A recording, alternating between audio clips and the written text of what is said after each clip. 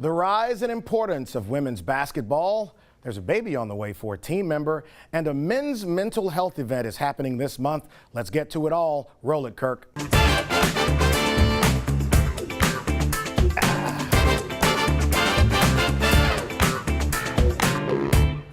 Well, a good friend of mine, Matt Moscona, host of After Further Review, heard in Baton Rouge, New Orleans, Lafayette, and Lake Charles, I believe. And Alexandria. Don't you short those people in Semla. They'll come get you. They will come get you.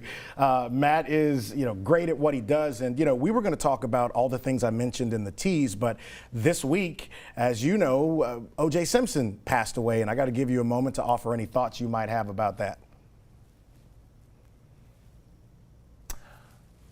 It's maybe the most complicated legacy in sports. He's arguably the greatest running back ever, and he's a deplorable human who murdered two people and got away with it. So he'll have his judgment like we all will. The amount of self-editing I saw you doing at that moment, realizing we're not on the podcast. Yeah. I appreciate you for that, brother. Yeah, you got it. I told somebody in the newsroom, he was probably at one point the most famous athlete in America, and then became the most infamous American in America, all in the span of about 30 years. ESPN's feature they did on O.J. several years back. Made in America. It was fantastic. Incredible. About just O.J.'s rise to stardom as a black man in white America, which had never really been penetrated in the 70s and 80s the way he had, was so well done and explained his complicated legacy. But there's also the part of it that we all know. Yeah, and we're going to talk about it more on next week's show, but I want to transition away from that to what we were planning to talk about. And you've been covering this all year, the rise in women's college basketball's impact on the sports landscape. It's been amazing to watch. It's been the last couple of years. LSU has been at the forefront of that, along with South Carolina and obviously Iowa. First, your thoughts on where we are now with women's college basketball, women's college sports in general. I think American sports fans love stars. It's one of the reasons why the NBA is becoming, the demographics are becoming younger and will eventually overtake the NFL as the most famous sport in America. It's a star-driven league. What you've seen over the last 2 years in women's college basketball is the rise of Caitlin Clark, Angel Reese, superstar, not just athletes, but figures that people wanted to come watch.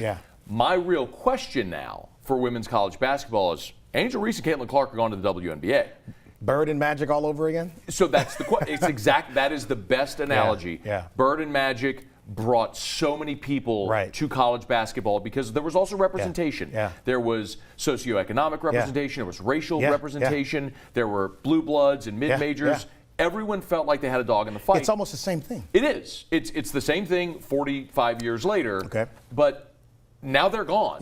Will the casual fans stay? That's going to be a fascinating question. Stay with college basketball, women's college basketball, yes. So that's an interesting question, and let's dig into that a little bit before moving to the WNBA.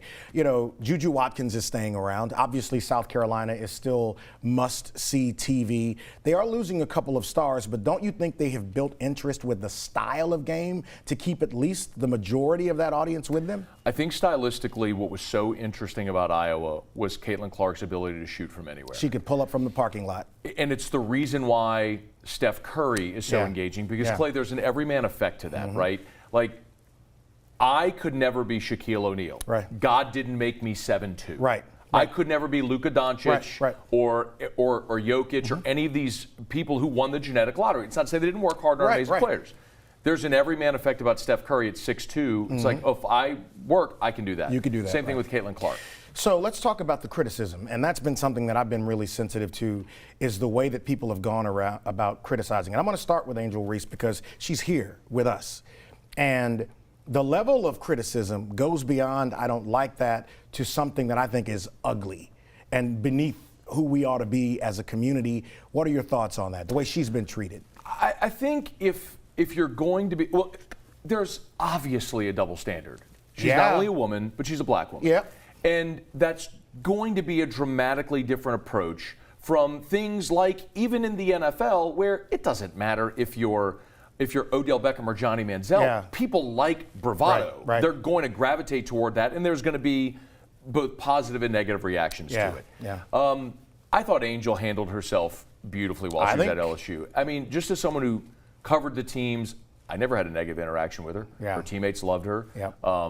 And I think she carried herself in a portal NIL era where, remember, Clay, she went from a well-known women's college basketball player to an internationally known person. That's right.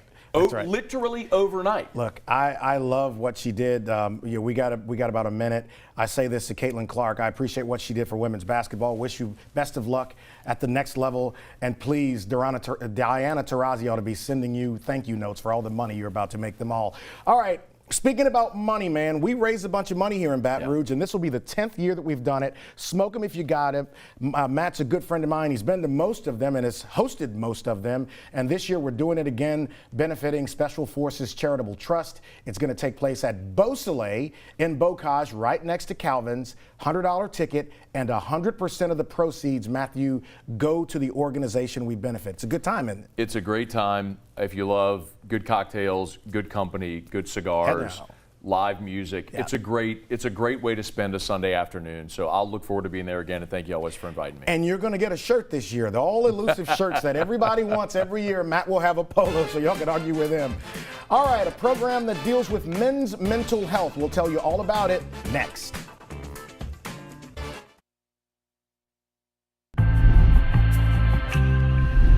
There you go, fellas. I got you. We talk about the guys around here as well.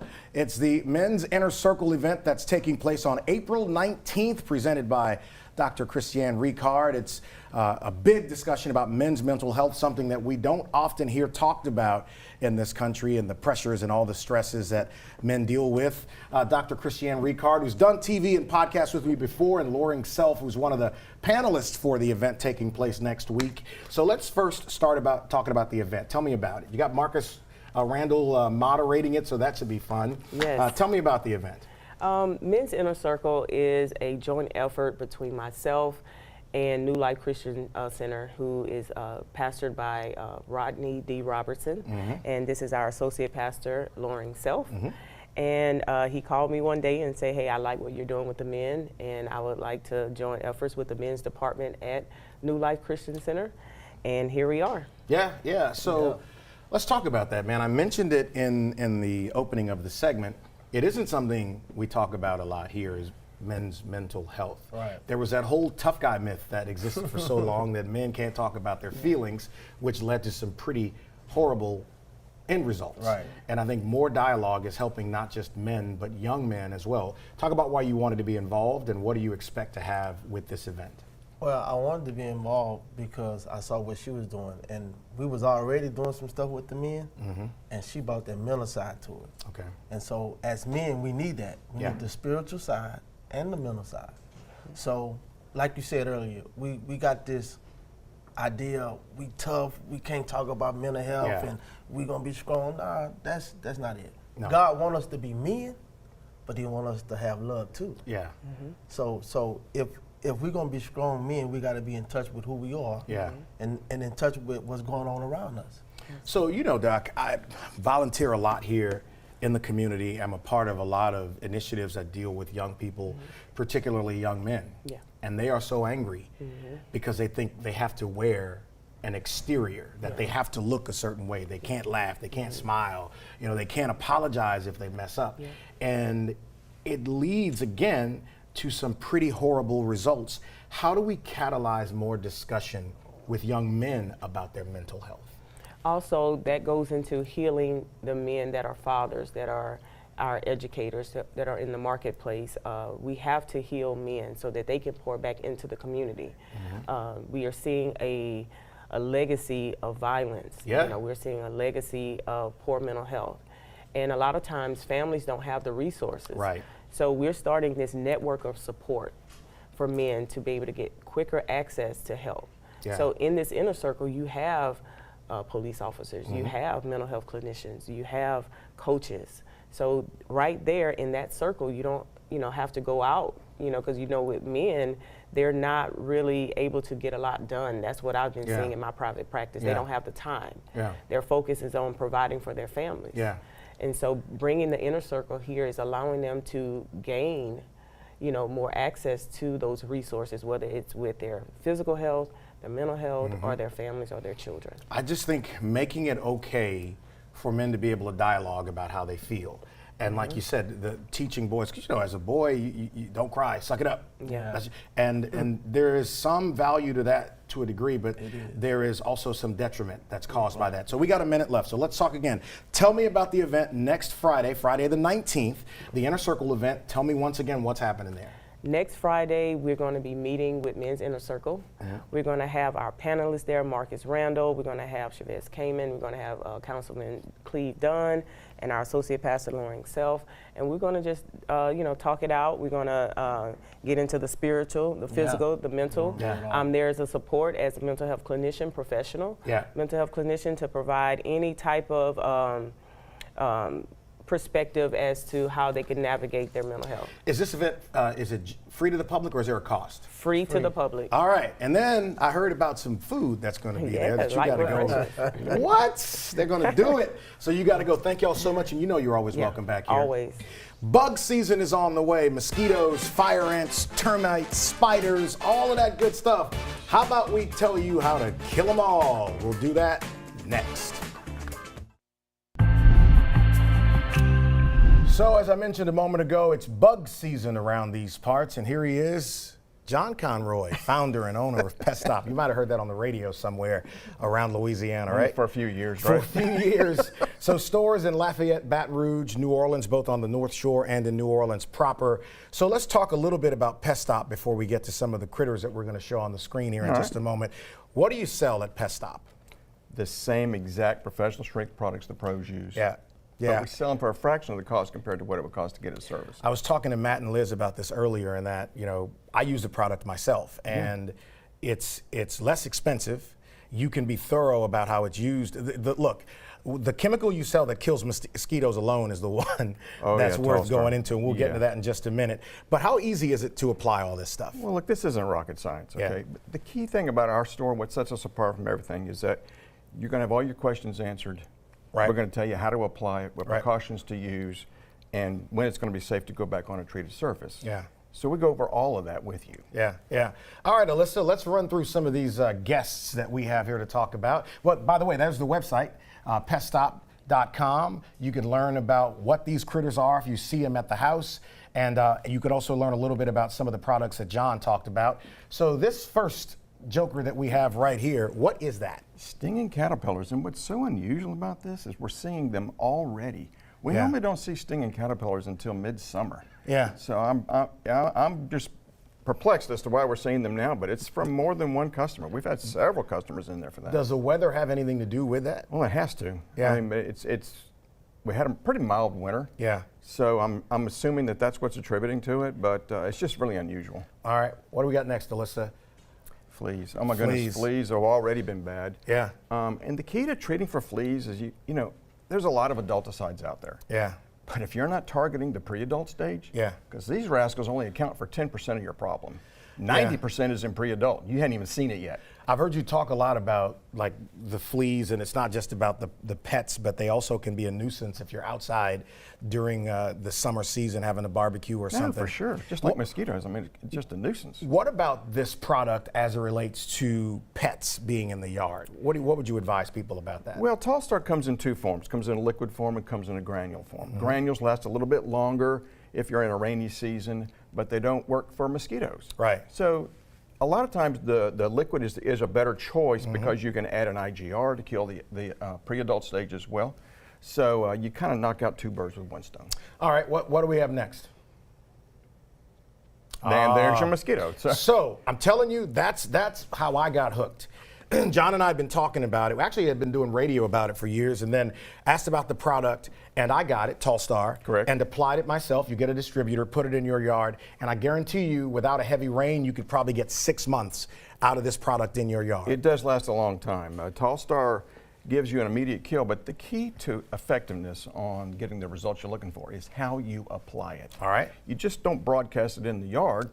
You do that, but that's not the only thing. You have to treat the top of the foliage, you have to spray underneath the foliage, and then the underneath side of the leaves with a hose-in sprayer, because that's where they're nesting.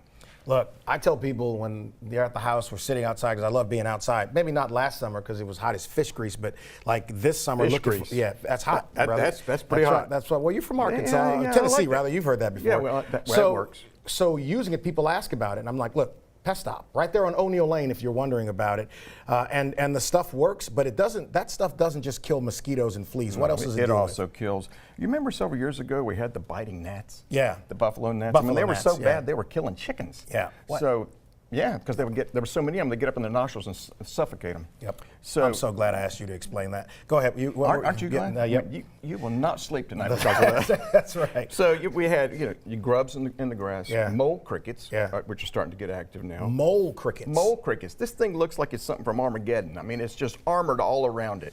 All right, I got one more. Yeah. What's the next one here, Alyssa? The last one that we're going to show here. Oh, termites. Mm-hmm. Yeah. That's, swarming season is about to start, right? It usually around Mother's Day, Formosans will start swarming. Yeah. And you want to take that seriously. So if the home hasn't been treated professionally in the last 5 years, or you used a professional strength product, you need to come see us. And we have the coolest thing. We have a new baiting system coming that is 100% pre-baited in every station that goes out. What you typically get with a baiting system application, whether it's Centricon or First Line or the others, what's in the ground is wood and compressed cellulose. There's no bait. The bait goes when the inspectors determine there's been a hit. All right. Then they drop the bait.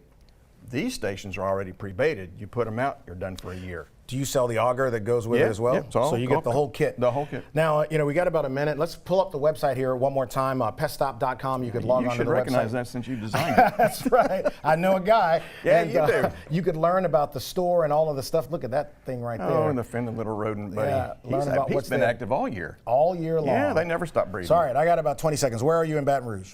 806 O'Neill Lane, about a mile north of I-12, just before Old Hammond Highway. All right. All right, coming up next, we got a couple of events that deal with mothers here in the Capital Region, and then a little surprise at the end. Stay right there. We'll tell you all about that next.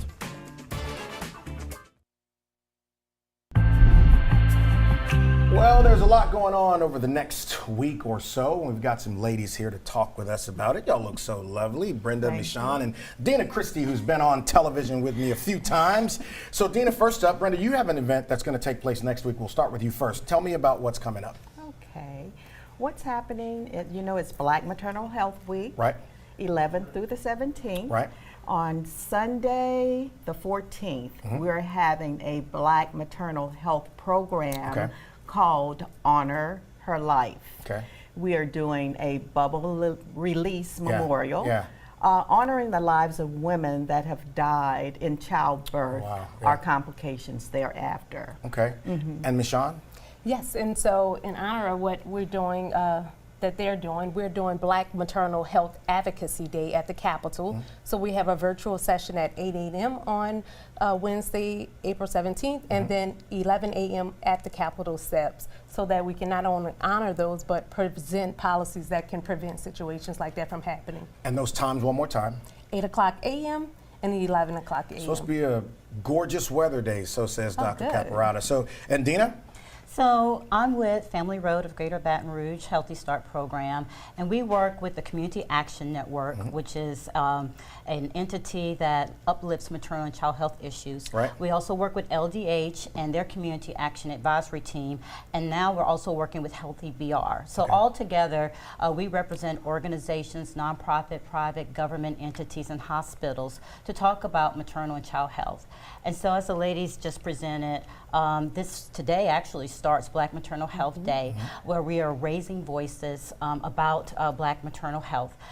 Black women, unfortunately, there's a great disparity. I saw the statistic about that. Right, 3 to 4 times more likely to die during birth and or after birth due to complications compared to white women. What causes that? I mean, Well, there are many underlying factors. Sometimes it's chronic conditions, but we have found more than likely that many times it's urgent maternal health warning signs that people may miss, not receiving timely treatment, and not having services delivered in a respectful and health equity type fashion. So meaning that many times Black women are ignored.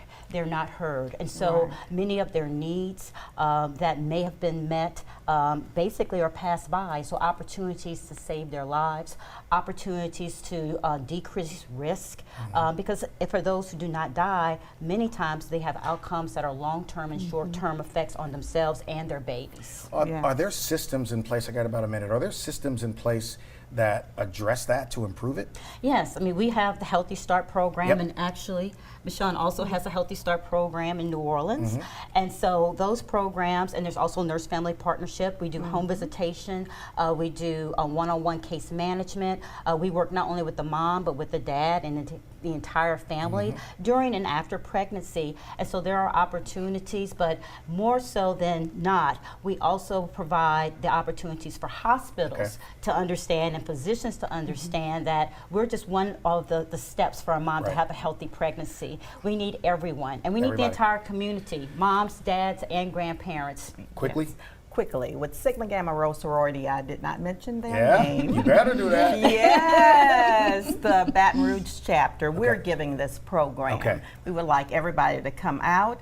We're going to have a community walk first. It starts at 1:20. All right. After that, we're having our program, and then we'll be there to honor with a bubble release all of our 19 women Love it. that have died in childbirth. So terrible, and I'm glad y'all are doing this. And speaking of childbirth, look at this right here. One of our team members, come on in here. Dina is getting ready to step away. We got something for you. So essential to the team. It's heavy, so Chuck's gonna have to hold it because it's a little heavy. We got something else that Chef Malcolm from Sky Lounge is bringing in here. Sky Baton Rouge, the baddest man on the planet, I call him, and he's got a cake for Dina, who is going to be having a little girl. Yes. Her first child. Yep.